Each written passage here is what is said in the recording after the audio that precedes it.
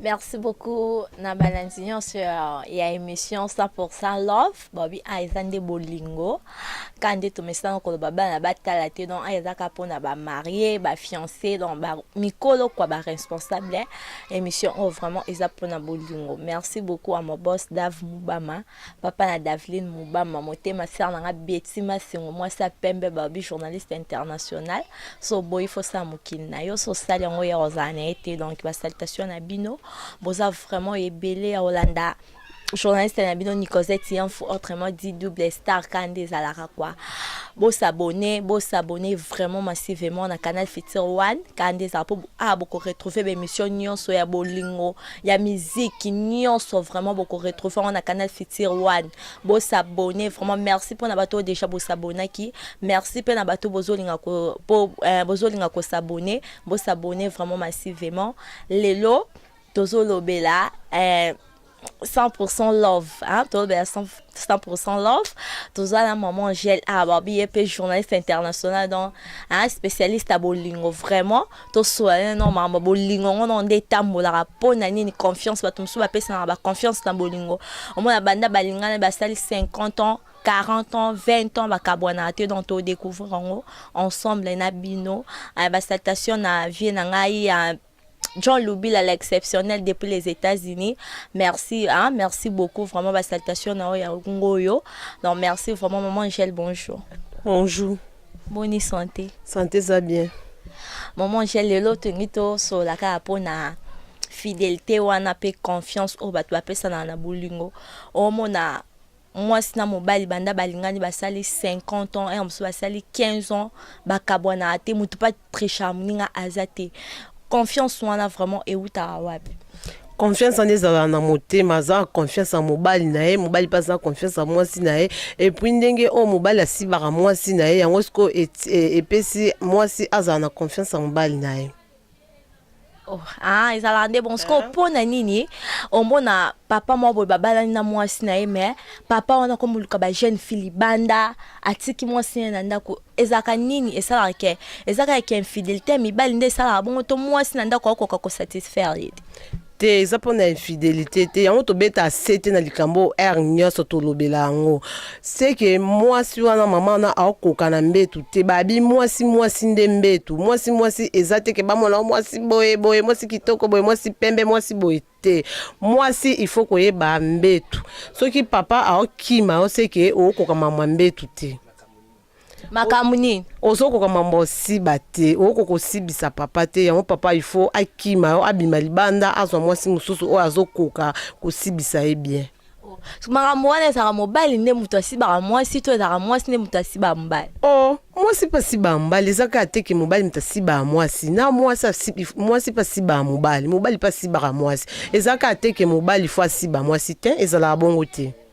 mais na ndenge nini na ndenge nini na ndenge ka o basalaka o ndenge ezalaka mwasi fo osiba pe mobali papa pa koya boye msupe baza fatigué babiska witi msala ye lembi yo mama pose courage pa olungoli papa bilamba olungoli sapa olungoli nyoso tike ka bongo bando simbaka papa o simba papa pe ozwa siko makasi bando sibana Siko po anini basi msuo mwa pe mwasi na ndako alibala me azoluka mwa ba bébé buchu na ye libanda mais aza marié et ça ma bon point et ça les marabongo c'est que papa na déjà lemba aokoko sisa posa mama te yango siko mwasi azobima libanda aokolinga bano amike baza na nzoto makasi yango toloba yango r nyonso papa sozokoka makambo te bengaka bakisi ezali topesa bakisi ozwa solution nzoto na yo okozwa force ozaka lokwa mwa mabano amike bao bandolinga basisika mwasi so bimi libanda c'est que papa yo za force te yango mwasi ake libanda ki olinga bébé buchu force wana ndo lobi ke bakisi se bakisi nyonso vraiment a ezali po bato ba contacter canal Futur One ba benga vraiment po bazo bakisi na bango est-ce que ezala possible yortine la ndeti bato baza na étranger bakisi na bango bato baza anakin de partout bakisi na bango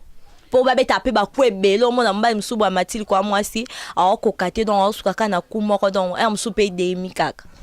bakisi wana nayebisaka bango aire nyonso nasala émission nayebisaka bango bakisi ezali ata oza wapi partout oza soki obengi bakisi ezali bakisi ekolanda oti bisika yo oza bakisi ezali nayebisaka bango boyokaka soni te oyo moni ke okoka lisuku na mbetu te ozokoka lisuku osepelisa mama te benga okozwa bakisi nao bakisi ezali okozonga force lokwa bebe oyo bauti obota sika kwa. Bon pour la mibali o matika likola mwasi bo wumel temba moko o verser faut ba sande est-ce que eza maladie to eza ndenge na bango ka eza bien te eza maladi eza ndenge na bango te eza maladi wana pe faut bazwa bakisi nango ezali bakisi nyonso vraiment ezali awa o kisi ya nini o okoma de na menopause obotaka lisusu te kisi ezali o nabimisaka lisu mai te nyonso nayokaka lisu posa mibali te posa basi te non bakisi nyonso ezali. Sko ba position ni okola ki sabasi mabala o ba vandi ba olanda biso na moment oyo non ba position vraiment sur aza mobile ne pe ba position wana oyo mobile ya ko luka te libanda donc pas moi c'est union suite position ba position ezala non ba position c'est belé ba position za ngonde ni yo sala ba position ezali eza vraiment ba position ezali position nyonso tuneti nga mobile nanga position lobalanga mama lelo na ndini to sala position oyo yango na osala soki alobi position nyonso to position tangela biso ata 4 positions ba fana ba Hollanda temba position za ngo ba position ezebele ba position kolala ezali ba position sima ezali ba position mopanzi ezali ba position za ebele ba position za nango ya osala mon ba so ba kokala mon ba physique wana te sko bon sandeni il faut ba sala effort ba koka ba physique wana. Il faut pas vraiment effort ba koka po ba kokisa ba posa mibali na bango. Merci beaucoup maman Gel. Ba réponse vraiment kitoko batoyon so bazo comprendre donc serna on jozo répondre bien sko serna on jnangi na tuna kaka pona nini omona basi msu ya mabala amesena déjà na penya mobile ne banda na fiançailles ti balingana kino na ki copinage après akomo tricher yende ti basi msu balingana bango ke akutana na mobile mo aza peni munene aza peni mulai msu ya mobile nanda ko eza mukie sko mobile nanda ko akoki ko sala nini po yepa ko peni munene to comme peni mulai pour nous satisfaire moi sinaye eza pona nini est-ce que ça peut raison ou ko ça que moi c'est bima libanda oui et ça peut raison moi ça ko bima libanda moi ça eza raison moi ça ko bima libanda pour anike amoni papa sko peni ne eza bien te quoi yango abitenga ifona bima na luka peni o na mona o ya bien o na kuta na ngo ya bien abimi pe libanda ba ke beta libanda bo akuta na peni mo bo ya munene pe mulai asepe na ye na ngo akanga mi na ye kuna azuko te ba ngo beta ke ba ngo chauffer bien e ko meti na mukongo akanga mi na ye kuna atiki sa papa direction mo ya bien te po ya yepe ko mabongo oh si papa lingi ke ni ne penser ko ma penza 19 cm. Et comme pour normalement ezala suka na mulai nango ezala 19 cm. So e comme 19 cm te e aluka so alukinga na comme sango e comme na 19 cm. Aluka yo. Alukinga na comme sango e comme na 19 cm. So ka ben na numéro na ngona comme sango e comme 19 cm. So ko e comme ça casse numéro dans téléphone ba papa onyo so boza ba peni mikie oyo bokoka ko satisfaire basi na note opportunité yango oyo na canal Futur One bo s'abonner bo benga serna Ange Azawa bozwa nyonso pona ba peni na bino ko ba minene peza munene makasi mo swalinga ya mukie o penye konda ezwa tai benga pesa numéro na kaka yango na o ba benga nga o bazana o ba benga ngai bazala déjà nango ezala wana lekana ba barre ya écran na bango ba mona ngo ndenge ezala wana so ba bengi nango ba ozwanga. Ça kaka 081 53 48 200 numéro o babenga nga bafai na nga bolemba te ba problème bozala ngo boyoka soni te bo benga na wapesa bino ba solution ya nyonso ya o marbozala ngo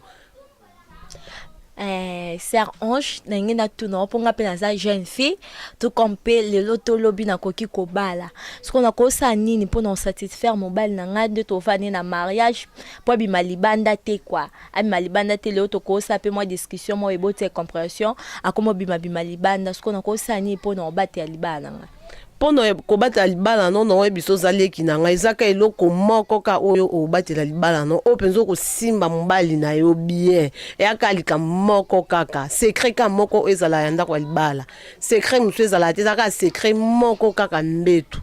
o nyonso to mbaye no bando senga nyonso to bando senga il faut bando pesa wana mobali atalinga ki abima ki libanda ki oluka mususu okete ofanda ka bakanisa bi mwasi na ngai ya nazonga mbangu po mwasi na ngai asala nga nyonso o nyonso to no ebise so na bise na bi no beto lelo diku tia pe beta nga pe no bete pe diku mwena kesko libanda ezate emsu no ke libanda no ke okutana o no okutane kuna asala nga ndi mwasi na ngai asala nga te mbetu kaka pona mobali za yango ka mbetu po gagner na mobali na o gagner libala na ezaka mbetu mobali nanga obayenga te à chaque fois quand so ya to bima to la na ye to la mukana ye est-ce que obayenga te vraiment na ko sa nini vraiment pour vraiment mobali nanga bima libanda te omona mobali boya baye yo Yesu te no sa nini ne fongwa mi ye sexe fongwa mi déjà comme munene fona luka ya mukie ako baye yo te wana kutu ozo matisa lisukutu bolingo makasi nyonso to nozo passe ne bozo si banana bolingo kutu mata lisu makasi mais yo moko moi so eba na moi si faut ko soigner il faut ozande propre na bo moi si na biso il faut za propre so pe moni que nozo kasko on dit na fungwa mi boy po okoza poza ezate ke o ka fungwa mi po na rapport nyonso tout te koza moi mo boy moi pota libumu pe fungula biso basi fungula liboso na biso otobi sikono sandeni to apena mo ba pomade moko eza awa na kabine na biso tozana ba pomade wana ozu pomade wana baki liboso baki sima ozongi na yo vierge ozongi penza ozongi vraiment so ka otiang ozongi mobimba wana sikotango papa oya tango ozobo nzambe atatiaki eloko bata ya tokende na kesombelo ta lupango tokende kesombelo lupango po façon akutela lokwa ndenge ozalaka tango bolingana kasika.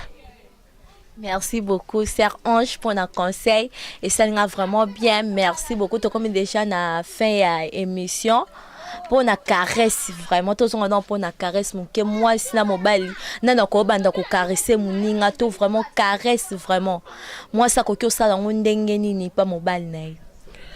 Moi ezaka te ke mobali kandi mutabanda moi sina lobaki yango déjà na ebandila émission na biso ezaka te ke mbala banda te yo pe moi si faut na courage kozela ka mbali na ote okoya wakimisa mbali na libanda yo pe moi si il faut obanda ka mbali na yo obanze caresse ko obanda caresser ndenge nini faut batu musu ba yebite caresse na sexe ça des choses différentes faut banda ko expliquer bango caresse ba musu ba yebite ko neti ngape faut expliquer ngape na yeba na mena okamo mutu za pene na nga oyeba caresse te kama singa ko babongo te batu babando seka biso babandeni ni nga na yebi yango yo yebango te yo za penza na nga penza boyo ke ba maoyeba ko karese mbali te mais okamisa ngai c'est que yo leki na école na biso te quoi